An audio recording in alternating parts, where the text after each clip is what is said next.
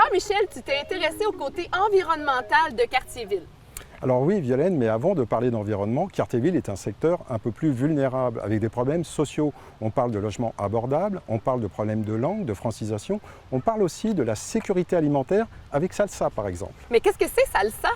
Eh bien, Salsa, c'est le système alimentaire local en sécurité alimentaire et en saine alimentation. C'est un comité qui est piloté par le CLIC, le Conseil local des intervenants communautaires de Bordeaux-Cartierville. Le comité Salsa est un comité qui regroupe 8 membres des organismes, des institutions de Bordeaux-Cartierville, dont Ville-en-Vert par exemple.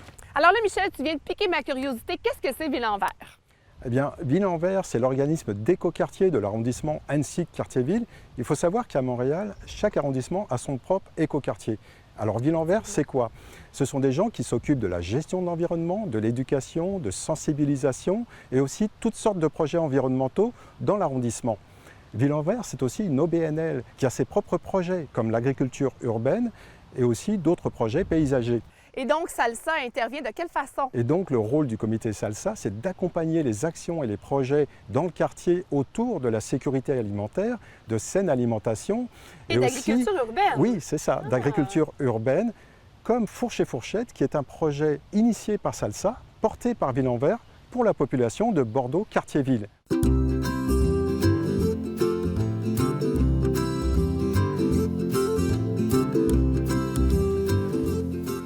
Donc, nous sommes présentement sur le terrain du projet Fourche et Fourchette. Ce projet-là, c'est un projet d'agriculture urbaine qui a comme objectif d'augmenter la consommation de fruits et légumes des résidents de Cartierville en créant un système alimentaire local, inclusif et durable. Comme vous pouvez le voir, il y a un jardin qui a été aménagé cette année de 600 mètres carrés. Puis ici, on va cultiver des fruits et légumes sans pesticides ni herbicides.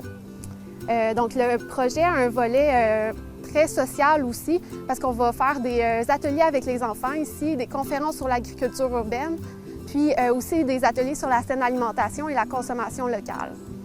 Le projet est pour la communauté de Cartierville, parce qu'ici, les résidents, on a beaucoup de nouveaux arrivants, des familles avec de nombreux enfants, des personnes seules, puis des personnes à faible revenu. Il y a aussi un problème de désert alimentaire dans le quartier. Il n'y a pas beaucoup de commerces de fruits et légumes à des prix abordables.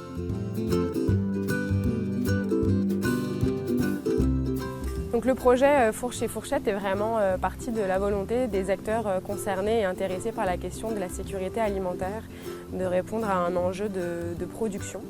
Quand on a fait le bilan en fait, de la sécurité alimentaire dans Bordeaux-Cartierville, on s'est rendu compte qu'il y avait beaucoup d'actions qui étaient menées sur la transformation ou encore la distribution des aliments, mais très peu sur la production.